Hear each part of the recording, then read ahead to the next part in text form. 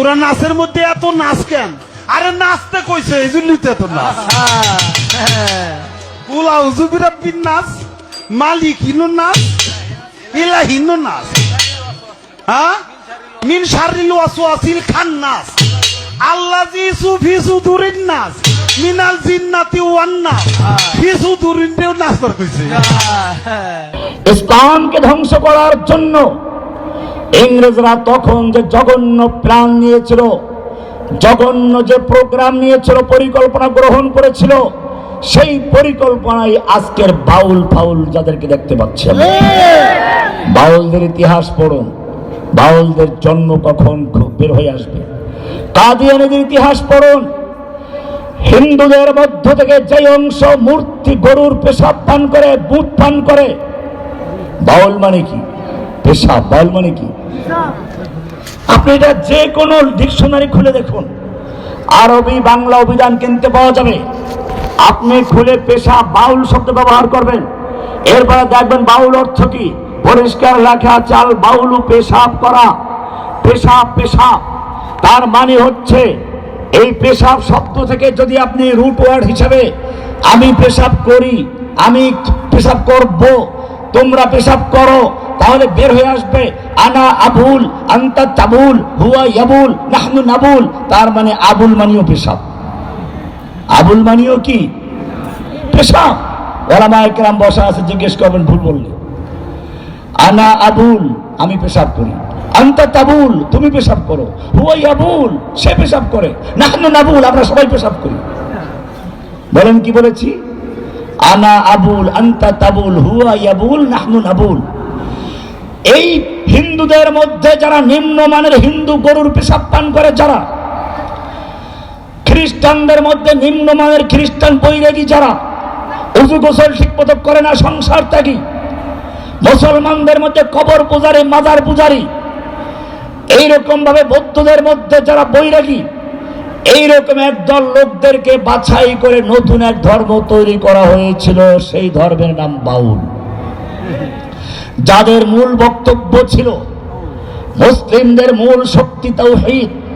এই তাওহীদের শক্তিকে বিলুপ্ত করে গুরু ভজন, গুরুর চিন্তা করা, মনের ভিতরে গুরুর কল্পনা করা, এমনকি মেয়েরা দেহ দান করা, অর্থাৎ গুরুর কাছে জেনা করার জন্য দেহ দান করা, এরপরে শয়তানকেও হাসায় এমন কাজ করে, অর্থাৎ জিকির করতে গিয়ে নারী পুরুষ একাত্র হয়ে যখন একটা জজবাসে বাতি বন্ধ করে তখন দেহ প্রদান হয়, জেনা করার খেলা হয়। আর তখন যে বীর্য বের হয়, ওই যে কুলাউবের নাস মালিকিন নাস ইলাহিন নাস, এই নাসের তর্জমা যারা নাচানাচি করে, এই বেয়াদবগুলো নাচানাচি করে তারপরে জেনা ব্যভিচারে লিপ্ত হয়, তারপরে তর্জমা করে বিসমিল্লাহ মানে বীজ মে আল্লাহ, ওই পীরের বীজ বীর্য বের হয়, সেই বীর্যগুলোকে আকার সঙ্গে মিলিয়ে অর্ধেক ভাজি করে বলে প্রেম ভাজা, আর অর্ধেক ওদের যে খিচুড়ি তৈরি করে, হালুয়া তৈরি করে তার মধ্যে মিলিয়ে দেয়। এরপরে পীরের পেশাব, পীরের পায়খানা, তারপরে মেয়েরকে হায়েজের রক্ত, নেফাসের রক্ত, এরপর রজব রস বলে ওরা। এটা হচ্ছে পুরুষ যেমন যৌন উত্তেজনা হলে পরে একটা বীর্য মতো পানি বের হয়, মেয়ে লোকের এই পানিটাকে রস বলে। এটা সবচেয়ে বড় সিদ্ধির জন্য, আত্মসিদ্ধির জন্য প্রয়োজন। এই সবগুলো মিলিয়ে চার চন্দ্র ভজন, পঞ্চ রস, এইগুলো পান করলে তারপরে সে আল্লাহকে পাইয়া যায়, সিদ্ধি অর্জন। আর গাঁজা তো আছেই, গাঁজা না খেলে আল্লাহকে পাওয়া যায় না। এক সিলুমে যেমন তেমন, দুই সিলুমে মজা, তিন সিলুমে উজির নাজির, চার সিলুমে রাজা, তোরা কে খাবি রে গাঁজা। ইংরেজরা তাওহীদকে ধ্বংস করার জন্য, মুসলিমদের ঈমানকে ধ্বংস করার জন্য এরকম একটা মিশ্র ধর্ম তৈরি করেছিল। আজকে দেখবেন যখনই কোনো বাউলের বিরুদ্ধে আপনি কথা বলবেন, তখন ঠিকই সেই মাজার পূজারী, কবর পূজারী, সেই বৈরাগী, সেই লোকগুলো, সেই নাস্তিক মোরতাদ গুলো, ইংরেজদের দালাল গুলো এখনো যারা বসে আছে ওদের পক্ষে বিবৃতি দেয়।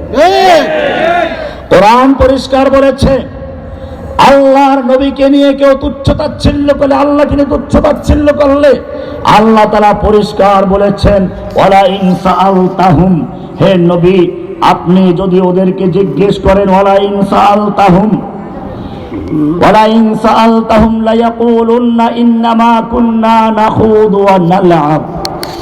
আপনি যদি ওদেরকে জিজ্ঞেস করেন তোমরা কেন আল্লাহকে নিয়ে এরকম নাচানাচির কথা বলেছো, তুচ্ছতাচ্ছিল্য করেছো? কত বড় বেয়াদব! আল্লাহর কোনো আগা মাথা নেই, আল্লাহর কোনটা মুখ কোনটা অন্য কি এইরকম শব্দ ব্যবহার করেছে। এরপরে আল্লাহ তাআলা বলছেন ওয়ালা ইন সাআলতাহুম, আপনি যদি ওদেরকে জিজ্ঞেস করেন কেন এই কথা বলেছো, তখন ওদের দালাল ওরা বলবে এটা তো গানের ছলে এমনি বলেছে, মন থেকে বলে না, কোরআন বলছে লা ইয়াকুলুন্না, অবশ্যই তারা এই কথাগুলো বলবে, অবশ্যই বলবে। লামে তাকিদ বা নুনে তাকিদ সাকিলা, অবশ্যই তারা বলবে, এই কথা বলবে। কোরআন স্পষ্ট বলেছে ইন্নামা কুন্না নাখুদু ওয়া নালআব, আমরা খেলার ছলে গানের ছলে বলছিলাম, মনের থেকে তো বলি নাই। এটাই দালালরা বলছে। আল্লাহ তাআলা বলছেন কুল আবিল্লাহি ওয়া আয়াতিহি ওয়া রাসূলিহি কুনতুম তাস্তাহজিউন, হে নবী আপনি ওদেরকে জানিয়ে দিন আবিল্লাহি, আল্লাহর সাথে, ওয়া আয়াতিহি, আল্লাহর আয়াতের সাথে, আল্লাহর আয়াত নিয়ে নাচানাচি করছো, ওয়া রাসূলিহি, আল্লাহর রাসূলের সঙ্গে কুনতুম তাস্তাহজিউন, মজাক করছো, উপহাস করছো, তাচ্ছিল্য করছো। লা তাতাযিরু, কোনো বাহানা চলবে না, কোনো অজুহাত চলবে না। খেলার ছলে বলেছি, গানের ছলে বলেছি, একটু আনন্দ দেওয়ার জন্য বলেছি, এটাই তো আল্লাহ তাআলা করেন উল্লেখ করে, এই কথাই ওরা বলবে, এটা স্পষ্ট বলা আছে কোরআনে। আল্লাহ বলছেন লা তাতাযিরু, খবরদার কোনো বাহানা চলবে না, ওজর চলবে না। কদ কাফারতুম বাদা ঈমানিকুম, তোমরা ঈমান গ্রহণ করার পরে যদি এই কথা বলে দাও তোমরা কাফের হয়ে গেছো, মুরতাদ হয়ে গেছো, তোমাদেরকে মুরতাদের যে শাস্তি সেই শাস্তি প্রয়োগ করা হবে।